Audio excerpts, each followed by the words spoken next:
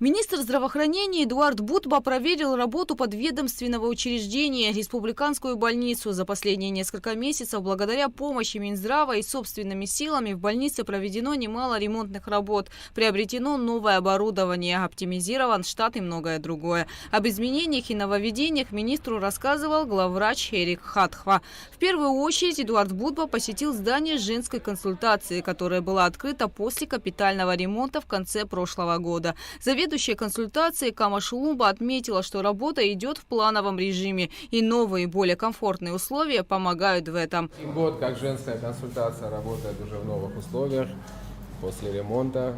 Очень позитивно сказался ремонт на всем. Знаете, есть такие беременные, которые были у нас и в первую беременность, и во вторую, но они застали те условия. Вот теперь они с третьей беременностью, когда пришли, они были приятно удивлены и даже, может быть, шокированы слегка.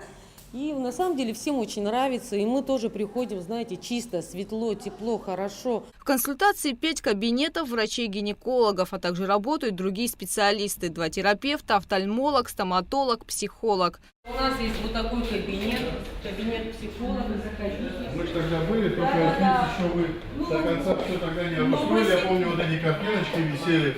Да, мы сейчас активно, в принципе, работаем. Психолог у нас есть. Каждая беременная женщина просто обязана пройти, как всех остальных специалистов, и такого специалиста, как психолог. Поэтому тут и ведется прием. Сейчас мы на стадии того, что хотим организовать школу матерей.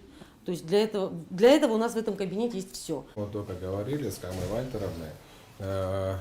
Несколько бесперебойников для компьютеров. Да, 5 штук мы сейчас им приобретем. Завтра они уже будут у них установлены. Также в зимний период есть перебои, когда бывают перебои с электричеством, они остаются без света. Мы сейчас установили 3 новых столба. Нам в этом активно помогает Черноморэнерго, спасибо им за это. Они сейчас закупили кабель. И скоро уже мы от генератора, который установлен в родильном доме, будем питать женскую консультацию. То есть даже тогда, когда будут какие-то перебои с электроэнергией, они будут со светом. Эдуард Бутба также посетил и родильное отделение, где привели в порядок душевые кабины, заменили медицинскую вакуумную станцию. Вакуумный компрессор – это очень важная часть, важная составляющая республиканской больницы, операционного блока. Я думаю, вот Эрик Эдуардович более поподробнее расскажет, какие были приложены усилия для того, чтобы все это сейчас восстановить. Сразу же после того, как он вышел из строя, был приобретен новый вакуумный компрессор, который также был установлен. И он сегодня прекрасно работает. Более того, мы его еще защитили, Эдуард Ильич. Вообще все оборудование, которое мы сейчас приобретаем, покупаем в больницу, мы приобретаем к нему еще и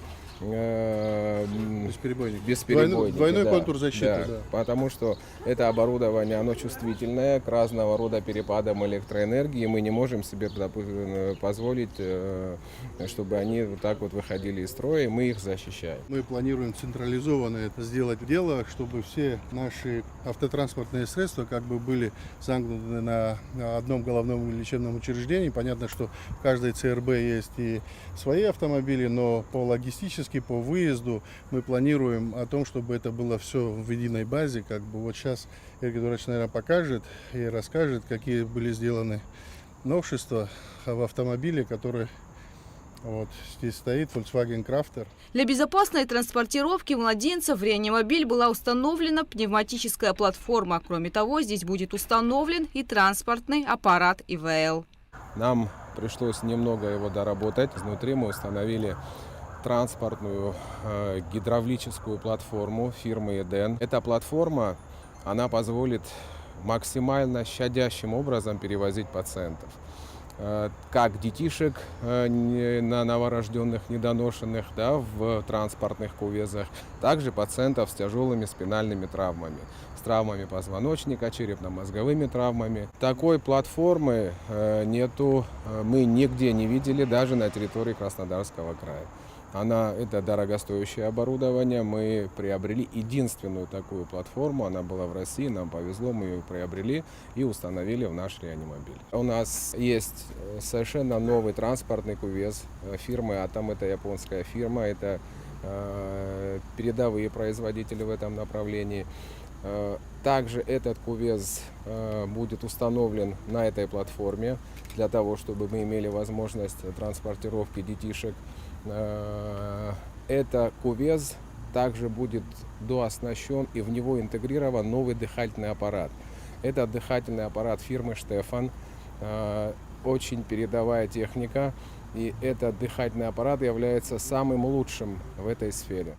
Для детей, родившихся до истечения нормального срока беременности, был приобретен и аппарат искусственной вентиляции легких. Мы получили аппарат искусственной вентиляции с фирмы Мендрей. Это аппарат экспертного класса, очень удобный в использовании. Сейчас это новая линейка данных аппаратов этой фирмы. Вот. И мы потихоньку начинаем на нем работать, осваиваем. Пока никаких нареканий нет. Все нам удобно, хорошо. Это аппарат экспертного класса, высокотехнологичное оборудование, которое также защищено бесперебойником. Тот аппарат искусственной вентиляции легких фирмы Dräger, который вышел из строя, мы об этом в курсе. Инженерам сообщили, связались с ними, они сказали, что в скором будущем приедут и займутся устранением этой проблемы. Заведующая отделением родовспоможения Белла Пили отметила, что в роддоме существует проблема с кровлей. В некоторых местах при сильных дождях крыша протекает. Имеется необходимость, такая уже крайняя, я бы сказала, в починке крыши. Крыша дала течь в нескольких местах. Думаю, пока это не превратилось в большую проблему, нужно крышу отремонтировать. Несмотря на те сложности, которые вообще есть, уделяем огромное внимание именно головному учреждению республики, республиканская больница. Мы сейчас пройдемся, специально приехал, и мы сейчас были в женской консультации, в роддоме. Сейчас пойдем по основным отделениям и корпусам, посмотрим наглядно. Вы видите, какой большой объем работы был проделан непосредственно здесь, в республиканской больнице. И я думаю, что и с крышей, тут это основное, надо крышу, конечно, ремонтировать, если будут плохие погодные условия.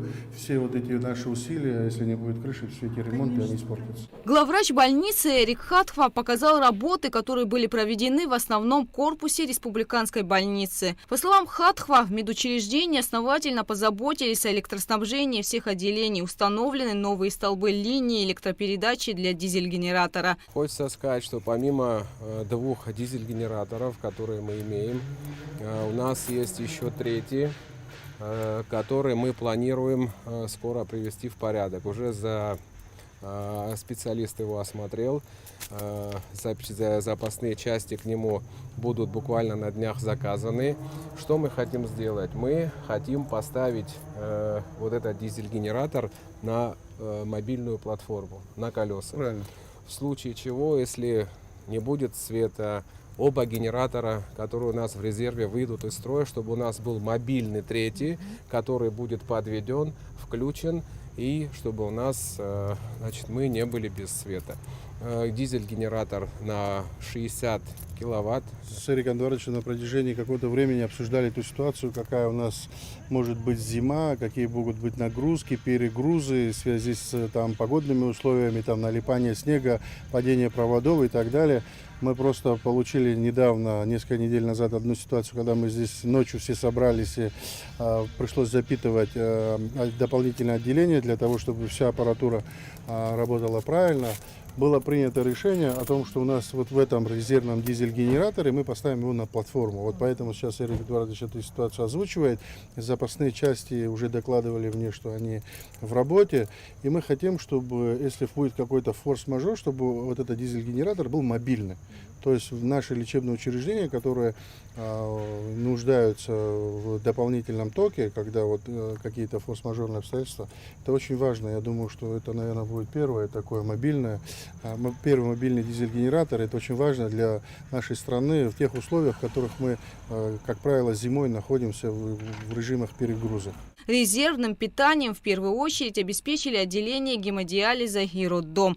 При этом защитили и дорогостоящее оборудование источниками бесперебойного питания и стабилизаторами напряжения. А как работает у нас служба КТ-диагностики? Штатно работает? Какие-то сложности? Работает штатно.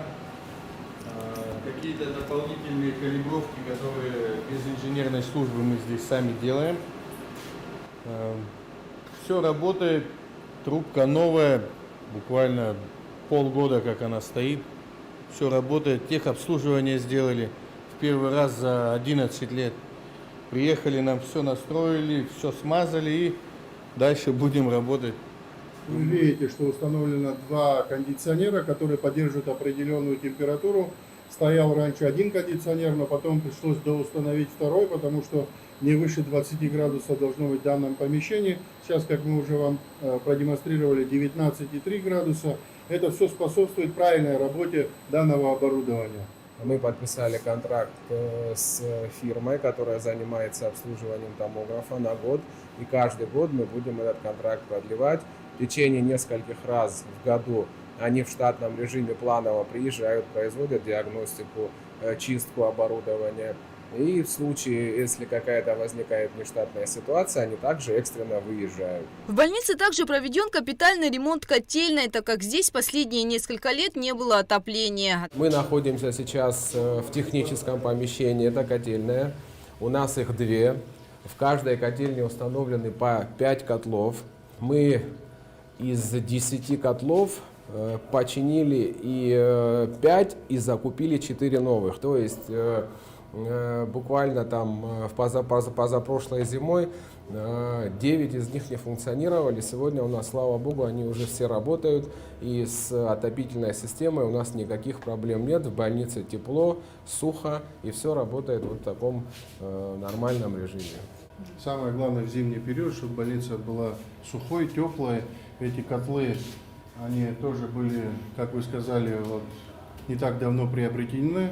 И это очень важно, чтобы тепло в больнице в зимний период находилось, чтобы наши пациенты лежали в комфортных условиях. Также в медучреждении частично заменено напольное покрытие. У приемного отделения уложен новый асфальт.